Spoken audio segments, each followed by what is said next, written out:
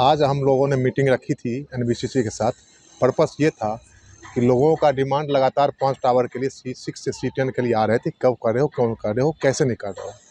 Main मकसद ये था कि एनबीसीसी से हम जो हमारे मुद्दे हैं उसका सॉर्ट आउट कैसे किया जाए और बीच का रास्ता कैसे निकाला जाए। हमने कोशिश करी कि कुछ लोगों को C6 से C10 वाले जो भी लेने वाले लोग हैं उनको बुलाया जाए, उनके समझ में आए कि भाई क्या प्रॉब्लम हमारे साथ हो रही है, क्यों हम आगे नहीं बढ़ पा रहे हैं। वस्तुतः हमने एजेंसी सब, जैसा कि सबको पता है, एजेंसी फाइनलाइज होने जा रही है। मेंटेनेंस एजेंसी हमारे इन टावरों के लिए हमारी कुछ डिमांड थी, जैसे लिफ्ट का एएमसी मेन डिमांड थी, जिसके बगैर हम आगे बढ़ना नहीं चाह रहे थे। उस पे कुछ इन्होंने कमिटमेंट किया है कि हम आपको एएमसी करके देंगे। हालांकि अभी वेट कर रहे हैं कि कब करके देते हैं, कैसे करके देते हैं, 1 साल के लिए। इसके बगैर हम आगे नहीं बढ़ सकते, क्योंकि कुछ थोड़ा-सा टेक्निकल चीज़ें हो जाती है, कुछ प्रॉब्लम आ जाए किसी फैमिली के साथ, तो हमारे लिए अच्छा बात नहीं होगा। अदरवाइज़ इसके साथ हम कंडीशनल कुछ पॉइंट को लेके हम एनबीसीसी के साथ मिलके हम सोच रहे हैं कि कुछ टावरों का हैंडओवर दिलाना शुरू किया जाए, जो कि अभी तक की स्थिति में लग रहा है कि नेक्स्ट मंथ के पहले वीक में हम दे सकते हैं या देने के लिए तैयारी कर रहे हैं। आगे देखा जाए, बहुत सारी समस्याएं हैं, जैसे एंट्री एग्जिट की का गेट का कोई फाइनलाइज अभी तक नहीं हुआ है, उसके बारे में विस्तृत चर्चा, उसका फाइनलाइज करना। उसके बाद वेरिफिकेशन वाली प्रोसेस कैसे किया जाए, कितने लोग आगे आएंगे रहने के लिए। इस बातों पे हम बात करके कोशिश किया समाधान निकालने का। अब देखते हैं आगे कहाँ तक बढ़ पाते हैं हम, लेकिन उम्मीद कर सकते हैं कि फरवरी के पहले हफ्ते में इन 5 टावरों के लोगों को यहाँ पे पोजीशन मिलने के चांसेस हैं, जैसा कि अभी तक एनबीसीसी और हमारी मीटिंग में तय हुआ है। सर, धन्यवाद। एजेंसी वाला जो अभी टेंडर वाली बात है, उसमें क्या अपडेट है? टेंडर प्रक्रिया अभी स्क्रूटनी में चल रही है। टेंडर ने 2 एजेंसी सिर्फ भरा, तीसरा एजेंसी नहीं भरा है। 2 ही एजेंसी में से एक को निकाला जा रहा है और उसमें से जो क्वालिफाई होता है उसको टेंडर उसको दिया जाएगा। जो आप फरवरी के फर्स्ट वीक में जिन टावर्स की बात कर रहे हैं, उनमें कौन-कौन से टावर्स हैं? इसमें C6 से C10 के टावर होंगे, लगभग 650 फ्लैट्स होंगे इसमें।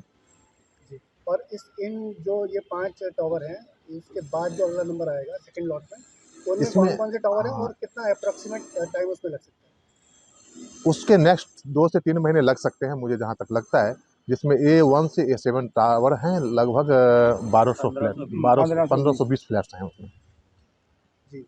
और उसके बाद की जो प्रोसेस रहेगी हैंडओवर की, उसके बारे में कुछ कह सकते हैं अभी इस टाइम? अब हम देखना चाहेंगे कि स्कॉट रिसीवर इसमें कितना तेज़ी दिखाता है। इस 2100 फ्लैट्स बायर्स को कितनी जल्दी ये वेरिफिकेशन करते हैं, कितने फ्लैट्स ओनर आते हैं, या हैंडओवर हम फर्स्ट टावर में कर रहे हैं उसमें कितने लोग आके रहने को तैयार होते हैं। इस पे डिपेंड करता है आगे हम कितने जल्दी बढ़ सकते हैं। जी। तो अभी ये जो 5 टावर हैं, जिनकी फरवरी पहले वीक में अभी हैंडओवर की बात है, उसमें जो वेरिफिकेशन है उसका क्या स्टेटस है? कितने बायर्स ने अभी वेरिफिकेशन कराया है? हमें जहाँ तक पिछले मीटिंग में सीआर साहब के यहाँ से आश्वासन दिया गया था कि हम 200 प्लस का फाइल जमा अपने पास कर चुके हैं। हम एनबीसीसी का प्रतीक्षा कर रहे हैं कि वो कब हमें गो अहेड के लिए कहा जाता है, उसके बाद वो बताएंगे। लेकिन अभी भी एनबीसीसी को इन्होंने बोला है कि हम 1 से 2 हफ्ते में ज़्यादातर लोगों का कर सकते हैं। बहुत सारी बातें हैं, हम लोगों को भी सुनना पड़ रहा है। अब तो आरोप हम लोगों पे भी लग जाता है, लेकिन हम समझ सकते हैं 15 सालों से सभी इंतजार कर रहे हैं, ये चीज़ें होंगी। और हम उम्मीद करते हैं जो लोगों को चाबी मिलना शुरू हो जाएगा, खुशी मनाएंगे, दिवाली मनाएंगे, अगला दिवाली साथ मनाएंगे सभी मिल के। और ये जितना भी प्रॉब्लम हमारी सॉल्व होगी अगले 6, 7, 8 महीने में, उम्मीद कर सकते हैं। थोड़ा सा शांत रहने की ज़रूरत है, थोड़ा सा और धैर्य रखिए, कुछ अच्छा सोल्यूशन निकलना चाहिए। उसकी कोशिश हम लोगों, हमारी टीम या हम सब मिलके कर रहे हैं। जी। अच्छा, आज ये पूरे प्रोजेक्ट को आप लोगों ने विज़िट किया है यूएनए और बायर्स ने, तो आज आपने कौन-कौन सी चीज़ें चेक की हैं और कौन-कौन सी चीज़ों से आप संतुष्ट हैं? कौन-कौन से इंतज़ामों से आपको लगता है कि उसमें अभी कुछ और वक़्त लगेगा? नहीं, हमारी समस्या जो डे 1 से थी, जो जिस पॉइंट को लेके हम आज भी मीटिंग किए थे, और अदरवाइज़ अगर फ्लैट ओनर के पॉइंट ऑफ व्यू से देखा जाए, तो फ्लैट्स में कोई कमी ऐसा नहीं है कि उन्हें कोई दिक्कत होगी। मेन कॉमन चीज़, कॉमन एरिया, रास्ता, लिफ्ट, डब्ल्यूटीपी, एसटीपी या पॉल्यूशन से रिलेटेड जो कंप्लायंस हैं, उस सब में प्रॉब्लम थी। उसके लिए हम लगातार कोशिश जारी रखे थे, उसके बगैर हम नहीं आ सकते थे। क्योंकि इससे एजेंसियाँ आएँगी, आपके यहाँ छापा मारेंगे, कुछ पेनल्टी लगाएँगे, तो उसका बर्डन हम नहीं झेल पाएँगे या हमारे बायर नहीं झेल पाएँगे। लिफ्ट का एक छोटी-सी उदाहरण लीजिए, कोई इंसिडेंट होता है, तो हमारे ऊपर आएगा, हमने एएमसी के बगैर उसको चला दिया। तो ये बहुत सारी लीगल समस्या आ सकती थी अगर इसमें हम ध्यान नहीं देते तो। एक 10 लिफ्ट का मैंने एक कोटेशन लेने की कोशिश करा था, इसका 10 लाख के आसपास 10 लिफ्ट का खर्च है एम्स लेने में। वो हम आज 25-50 बार नहीं झेल सकते थे, इसलिए हमारी कोशिश सीआरसी और एनबीसीसी स्थायी इस काम को कराया जाए, ये ज़रूरी काम हमारे लिए था सेफ्टी के पॉइंट ऑफ व्यू से। एनबीसीसी और सीआर को लेकर भी काफ़ी सारी बातें जो सोशल मीडिया उस पे आती रहती हैं। अभी तक का जो आपका उनके साथ मुलाकातों का दौर रहा है, उस पर आप क्या कहना चाहेंगे? और उनका जो रवैया है उस पर पॉजिटिव और नेगेटिव दोनों बातों में आपको क्या लगता है? जहाँ तक मेरा व्यू है, मैं तो ये चाहूँगा वो भी एक इंसान है और सरकारी एजेंसी का कुछ एम्प्लॉई है। उनका भी कुछ बर्डन ये होता है, बॉन्ड होता है, वो अपने मन से कुछ भी नहीं कर सकते। उनको भी कुछ दिया गया है और करने के लिए, तो उससे बाहर वो भी नहीं जा सकते। उनकी भी समस्याएँ उसको भी देखना चाहिए। हमारा समस्या हम जब से शुरू किए थे, हम लोग 2017 से कोर्ट में गए थे, 15 से प्रोटेस्ट कर रहे हैं। हम समझ सकते हैं 15 में हम किस स्थिति में थे। हम उस उम्मीद के साथ 15 में नहीं थी कि हमें फ्लैट मिल जाएँगे। हम लोग एडिशनल पैसे दे कर के फ्लैट लेने को आपस में बात करते थे कि भाई कुछ-कुछ पैसा लगेगा, हम फ्लैट बनवाते हैं किसी एजेंसी को लाके। पर्सनल हम लोगों का नज़रिया हुआ करता था। हम कोर्ट में गए, आज उस स्थिति में उसी अमाउंट में जो लेके गया स्टाइपेंड किया आम्रपाली हम नहीं जानते। लेकिन आज एनबीसीसी बना के दे रहा है, कोर्ट रिसीवर अच्छे थे हमारे साथ कोऑपरेट करके हमें फ्लैट दे रहे हैं। हमें खुशी मनाना चाहिए कि हमें मिल रहे हैं, क्योंकि आप दिल्ली एनसीआर में कितने सारे प्रोजेक्ट देखेंगे कि अभी भी लटके पड़े हुए हैं 10 से 15 सालों से। और जेपी का उदाहरण ले लीजिए आप, यूनिटेक का उदाहरण ले लीजिए, वो भी उसी टाइम के प्रोजेक्ट हैं। उस हिसाब से अगर देखा जाए तो आम्रपाली बेटर सिचुएशन में आज है और ये इससे हम लोगों को संतुष्टि लेनी चाहिए और हम लोग आशा करेंगे कि अभी कुछ दिनों में सभी खुश रहेंगे और सबको फ्लैट्स मिलेंगे, अपने घर की चाबी मिलेंगे। जी। जो C6 टू C10 है ये टॉवर्स, और उसके बाद जो 8 टॉवर्स हैं, इसके बाद वाली स्थिति को आप कैसे देख रहे हैं? जहाँ वो तक सिर्फ हम 5 टॉवर रहेंगे। प्रैक्टिकली जहाँ तक हम लोग घूम के देखते हैं, टावरों को का निरीक्षण करते हैं, मुझे लगता है कि सीआर कितना तेज़ी से वेरीफ़ाई करते हैं इनके फाइलों को, इस पे डिपेंड करता है। क्योंकि मुझे नहीं लगता है अगर 3 महीना या 2 महीना लगा देते हैं 5 टावर में, तो उससे पहले इनका 7 टावर भी रेडी दिखेंगे और वो काम भी हम सीआर से कराना शुरू कर सकते हैं या करना चाहें तो।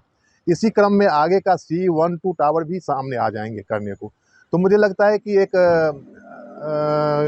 नॉर्मल प्रक्रिया होगी, जो सीआर जैसे-जैसे करेंगे वो टावर बाय टावर फिनिश होता जाएगा, मुझे ऐसा लगता है। हाँ, हो सकता है ये दिवाली तक या दिवाली के बाद तक ये सारे प्रोजेक्ट हो सकता है, ई के कुछ टावर छोड़ के डिलीवर हो जाना चाहिए। तो हम लोग ड्रीम वैली की साइट पर इकट्ठा हुए थे। हम लोगों ने एनबीसीसी और बिल्डर के रिप्रेजेंटेटिव से टाइम लिया हुआ था कि आप हमें पूरा प्रोजेक्ट घुमाइए और हरीश्याम जी के नेतृत्व में क्या क्या गैप्स हैं वो बताया जा सके। तो हमारा मेजर फैक्टर था सिक्योरिटी एंड सेफ्टी मेजर्स। तो जहाँ अभी बैरिकेटिंग मिसिंग था वो अभी हरीश्याम जी ने बताया, बैरिकेटिंग का और लिफ्ट इश्यूज़, ये सारी चीज़ें हमारा मेन मुद्दा था। अब क्योंकि डिले हमारा बहुत ज़्यादा बढ़ गया है और पिछले 6 महीनों से हम सभी लोग ये सुन रहे हैं कि हाँ पोजीशन हो जाएगा, तो लोगों के बीच में क्यूरियोसिटी ज़्यादा बढ़ी हुई है। फुटफॉल भी सैटरडेज़ में आप देखोगे तो रेगुलर की तुलना में काफ़ी ज़्यादा हो गई है और एक्सपेक्टेशंस आर हाई कि कितनी जल्दी हम सब लोगों को पोजीशन मिल सके। तो आपके हम लोग भी एओ टीम मेंबर्स ही हैं और आप लोगों के बीच से ही हैं, ऐसा कुछ नहीं कि हम बहुत स्पेशल हैं। इट्स जस्ट लाइक कि हम लोग थोड़ा सा कोऑर्डिनेशन में हेल्प कर रहे हैं ताकि कल को हम किसी जल्दबाजी में कोई ऐसी सर्विस का हैंडओवर ना ले लें जिसके लिए ज़िंदगी भर परेशान रहना पड़े। तो उन चीज़ों को मद्देनज़र रखते हुए हम लोग, कई लोगों को बायर्स को लगता है कि हमारी तरफ से डिले हो रहा है, ऐसा बिल्कुल भी नहीं है। बायर्स और हम लोगों में कोई डिफरेंस नहीं है और स्पेशल रिक्वेस्ट मेरा उन लोगों से है जो उन्हें लगता है कि एओ कुछ साठ गांठ कर रही है किसी के साथ में मिलके या एओ को कुछ एक्सेप्शनल बेनिफिट्स मिल रहे हैं, ऐसा कुछ भी नहीं। किसी को ऐसा लग रहा है तो प्लीज़ आप लोग आगे आइए, खुद बढ़िए, हमारे साथ ज्वाइन करिए मीटिंग्स को, ग्राउंड पे देखिए क्या क्या काम हो रहे हैं, तब शायद रियलिटी ज़्यादा पता चलेगी। थोड़ा सा जहां हमने 10-15 साल वेट किए, थोड़ा सा वेट की और ज़रूरत है, मेरे ख्याल से 2-3 महीने और, उसके बाद दिल्ली दूर नहीं है। जल्द से जल्द हम लोगों को सी ब्लॉक के लोगों को बहुत जल्दी अपने घरों की चाबियाँ मिलने की, मिठाइयाँ बांटेंगे वो, और हो सकता है हमें भी खिलाएंगे वो। और ये एक बात अक्सर कही जाती है सोशल मीडिया पे कि अभी बहुत कुछ है बताने को, अभी वक्त नहीं है वरना हम बता देंगे। तो ऐसे लोगों को आप क्या कहना चाहेंगे? ये वही लोग हैं जो, क्या बताया जाए, देखिए मेरा अपना एक अलग मानना है कि अगर आप एक किसी अच्छे काम के लिए बढ़े हुए हैं तो आप फोकस रहिए कि आप किस मोटिव से आगे बढ़े थे। ऐसे बहुत सारे लोग आपको रास्ते में मिलेंगे, ज़रूरी नहीं कि हर एक ऐसे इंसान को जवाब दिया जाए, वक्त के साथ उनको अपने जवाब खुद से ही मिल जाएंगे। तो जो सांठ-गाँठ की बात कही जाती है कि ये सांठ-गाँठ है और ऐसे है, वैसे है, तो क्या पलट कर ये सवाल भी पूछा जा सकता है कि आप लोग किसके मोटिवेशन से या इंस्टिगेशन से ये सब करते हैं? मेरे पास मोटिवेशन को मैं बोलूँगा पागलपन और मेरा पैशनेट नेचर। 2017 में कुशल भाई थे हमारे बीच में से, कुशल सिंह। हम सभी लोग आज भी उनको याद रखते हैं, आसपास ही रहते हैं, ठीक है, जो फ्रस्ट्रेट होके धरने पे पहुंच गए थे। He was the single person.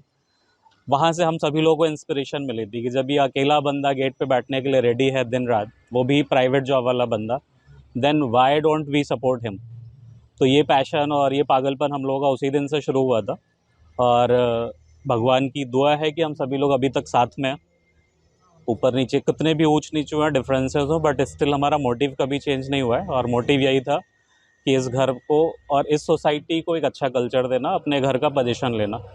Corrupt system है, करप्ट बिल्डर है, उससे हम लोग कभी नहीं डरे हैं। हमें कहीं भी जाना पड़ा है, हम सब लोग गए हैं एक साथ। फिर चाहे वो धरना देने की बात हो, किसी मंत्री से मिलने की बात हो, सुप्रीम कोर्ट जाने की बात हो या लोअर कोर्ट्स में जाने की बात हो, हमने हर एक दरवाजे खटखटाए हैं अपने उस पैशन को ज़िंदा रखने के लिए। क्योंकि प्रोटेस्ट टाइम हमारा बहुत ही स्ट्रांग टाइम था। 47 डे दिन रात धरना चला था। शायद हम लोग 2-2 फैमिली से थे, अफोर्ड कर पा रहे थे, बट हमने बहुत लोगों की लाचारी को बहुत पास से देखा था। बहुत ऐसे लोग बाहर से हैं जिन्होंने घर बुक किया था और आज शायद घर का वेट करते करते वो भगवान को प्यारे हो गए। तो वो उन सारी बारीकियों को ध्यान में रख के शायद हमें वहाँ से और ज़्यादा मोटिवेशंस मिलता है कि नहीं, लोगों का कमाई का, मेहनत का पैसा जो लगा हुआ है वो उसको ख़राब नहीं जाने देंगे। अभी तक का स्टेटस का मैं ये कहना चाहूँगा कि काम तो स्मूथली चल रहा है।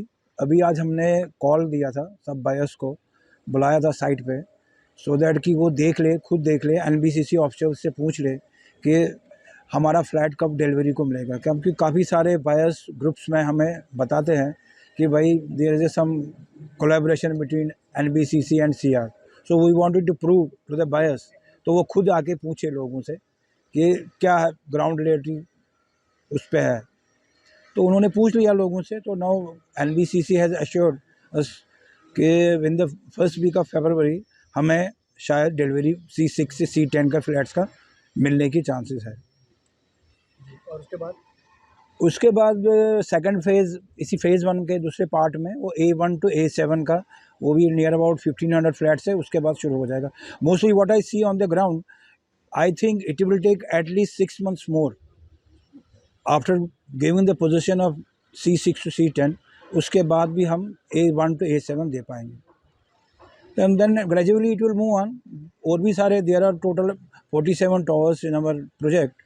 तो ये मिला के 5 टावर आपके C6 C10 A1 to A7 हो गए 12। उसके बाद जितने भी रेस्ट ऑफ टावर्स 35 टावर बच जाते हैं, वो gradually within the gap span of 6 months वो मिलते रहेंगे। मुझे what I see, I hope within 2 years से पूरा प्रोजेक्ट कंप्लीट हो जाएगा। लोगों को हिम्मत नहीं हारनी चाहिए। We are there, AO is there. I am with this group for last almost 2015 से हमने प्रोटेस्ट शुरू किया था, उसके साथ में जुड़े हुए हैं।